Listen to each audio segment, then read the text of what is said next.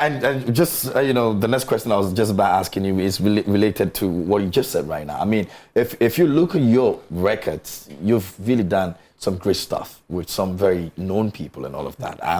I want to find out what in your way you're going to be doing to ensure that these guys here are able to pitch themselves with those huge names you've worked with. I mean, I know it's not easy because it's got to come with something, you understand? But as to whether they're ready or not, that's another conversation. But what in your little way are you going to be doing in making sure that these guys that you've done stuff with, I mean, Drake, Diddy, and all, these are all great people, you know, get to at least know our artists, you know, push them somewhere.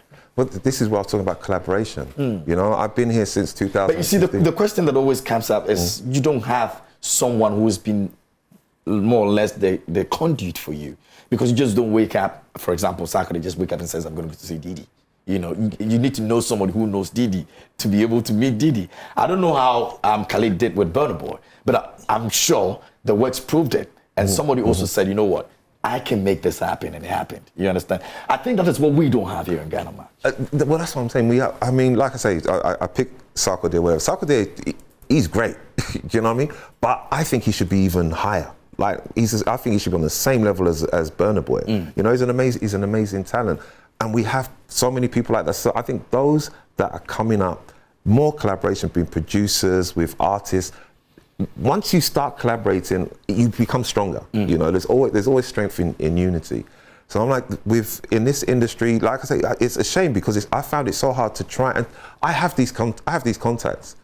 Come and work with me. That's the point. Come and work with me. I'll put it on take you into now. When I came, I was saying, guys, the Afrobeat guys, let me remix your tracks into house music. I DJ in Ibiza. Yeah, one of the biggest places you can play as a house DJ. Yeah. If you make an Ibiza, that's it. You're international. I was like, let's work together. They didn't. Oh, not at all. Really? Not at all. Not at all. No. Not just one, not just two.